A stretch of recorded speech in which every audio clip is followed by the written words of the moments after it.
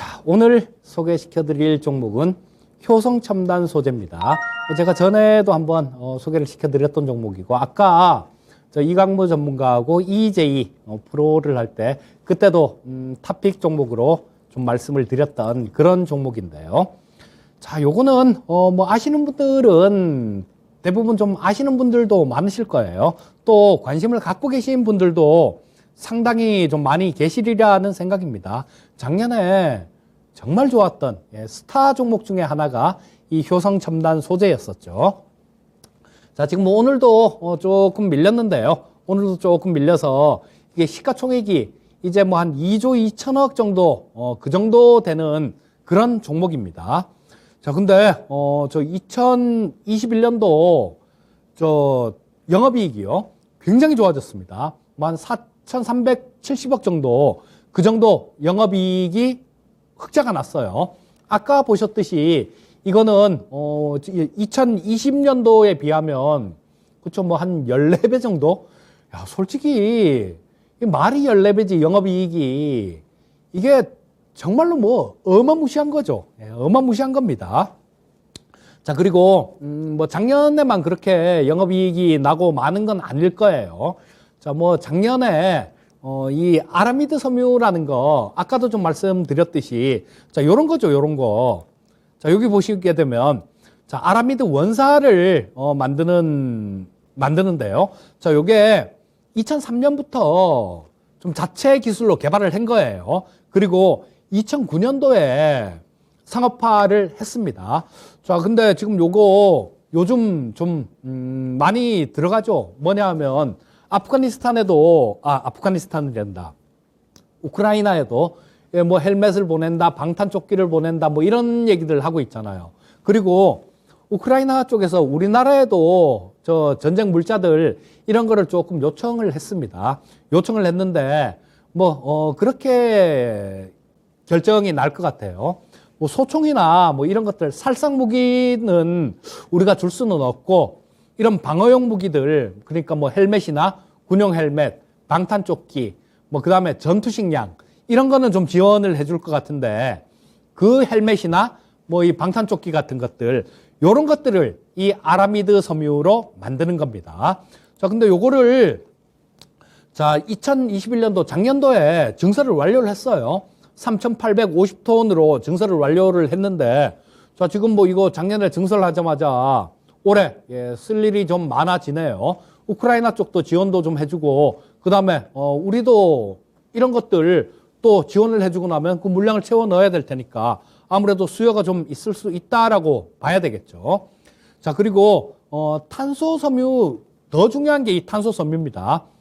탄소섬유는 원래는 계획은 작년에 그런 계획을 발표했어요. 올해 하반기에, 그러니까 2022년도 하반기에 한 2,500톤 정도를 더 증설을 해갖고 총 캐파를 6,500톤으로 하겠다라고 발표를 했었습니다. 근데 이것도 원래는 2,000톤만 증설을 해서 6,000톤으로 하겠다라고 했다가 다시 거기다가 500톤을 더 늘린 겁니다. 그런데 얼마 전에 또다시 이 증설 발표를 했어요. 야, 그 6,500톤으로 하려고 했는데 안 되겠어 갖고 더 증설할 거다, 이런 발표를 했습니다. 그리고 원래는 하반기에 증설을 해서 6,500톤을 만든다라고 얘기를 했는데 이거를 상반기에 투자를 한답니다.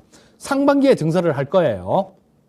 그래서 상반기에 6,500톤 캐파를 만들고, 그러고 난 다음에 내년에 2,500톤을 더 추가 증설을 한다라는 내용입니다. 자, 그러면 총 합쳐서 9,000톤 정도 캐파가 되는 거예요. 아까 말씀드렸듯이 이 탄소섬유는 정말로 아무나 못 만드는 그런 소재입니다. 전 세계에서 9개 기업밖에 못 만들어요. 9개 기업밖에 못 만드는데 그 중에 1위는 도레입니다.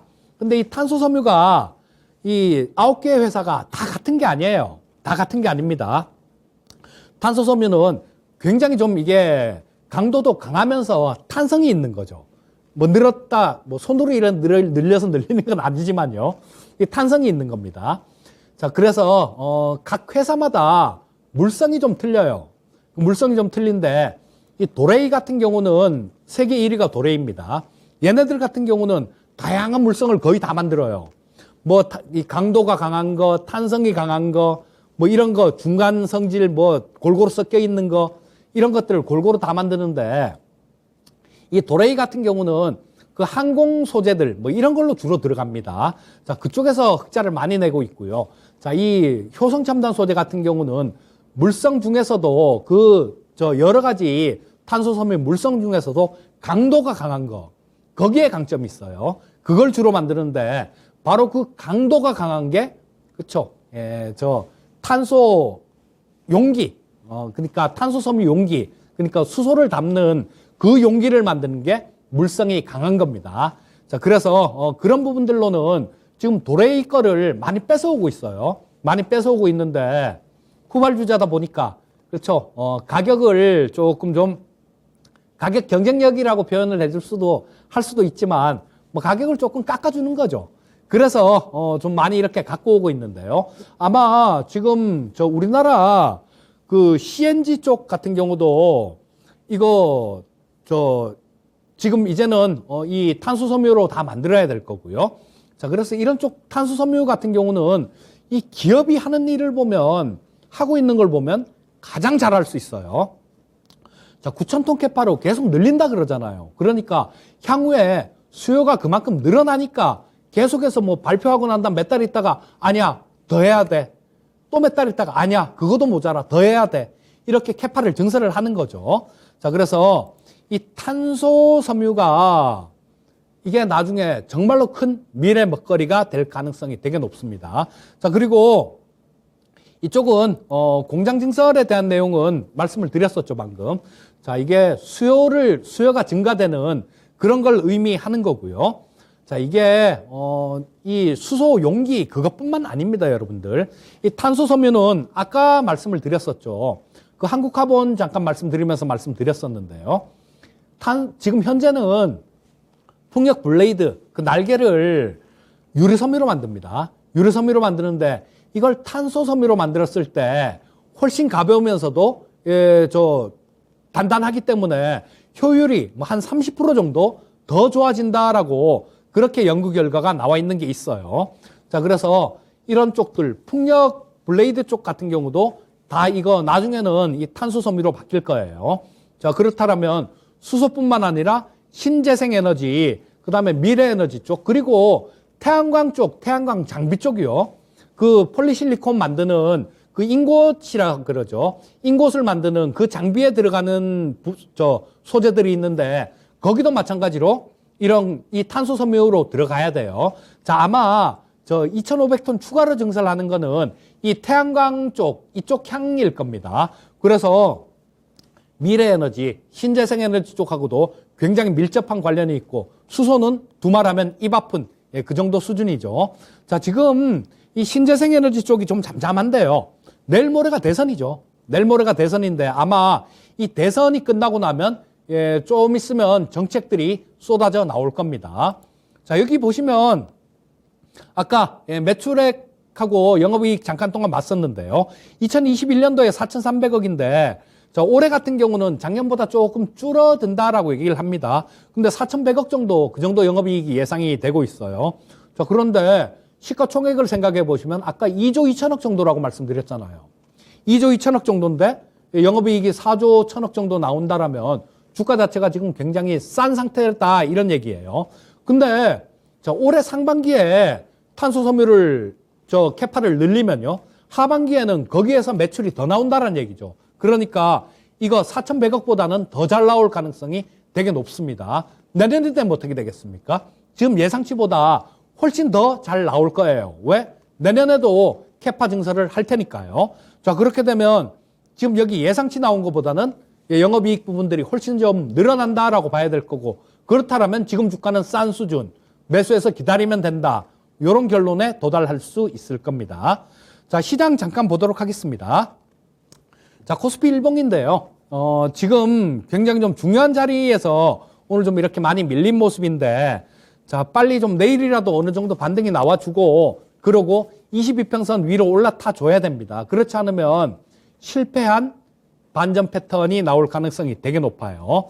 자, 일단 뭐 코스피 일본 같은 경우도 조금 미심쩍은 그런 상태입니다. 자, 그리고 저 나스닥도 마찬가지죠. 나스닥은 지금 22평선 자체를 이렇게 돌리려다가 지금 꺾이는 그런 모습이 나오고 있어요. 꺾이는 모습이 나오고 있기 때문에 조금 좀 마음 놓고 이렇게 저 투자를 하기는 그렇게 좋지 않은 그런 환경이다라고 보시면 좋을 거고요. 자, 지금 투자 환경이 굉장히 좀 그렇습니다. 인플레, 긴축, 뭐 버블, 뭐 이런 것들에 대해서 다수의 불확실성이 존재하는 그런 시장이에요. 그리고 올해 초부터 제가 그런 말씀을 드렸었죠. 자, 올해는 위기 극복 3년 차다. 그래서 지수에 기대하기는 힘든 상황이다. 이렇게 좀 말씀을 드렸을 겁니다. 자, 그리고 지금은 그렇게 투자 방향을 명확하게 설정을 하셔야 됩니다. 명확하게 설정을 하셔야 돼요. 내가 단기 투자를 할 건지 중장기 투자를 할 건지 그 부분에 대해서 먼저 정하셔야 됩니다. 그리고 만약에 나는 단기 투자를 해야 되겠다 싶으신 분들이면요. 계좌에 현금이 꼭 있어야 돼요. 현금 꼭 있다가 꼭 보유하고 있다가 푹 빠질 때 있잖아요. 푹 빠지면 그때 매수했다가 뭐 한 두 자리 수익 뭐 제일 바닥에서 잡으면 두 자리 수익률까지도 노릴 수 있겠지만 제일 바닥에서 잡으란 법이 없지 않습니까? 푹 빠졌다 싶으면 거기서 좀 분할 매수를 들어가서 어느 정도 올라오면 정리하고 나오고 또 기다렸다가 푹 빠질 때 기다렸다가 또 매수하고 또 어느 정도 올라오면 정리하고 단기 매매는 그런 형태로 가시면 될 것 같아요. 그러니까 단기로 갈지 중장기로 갈지 그거부터 정하시고 단기로 가실 분들은 이렇게 하시면 될 거고요.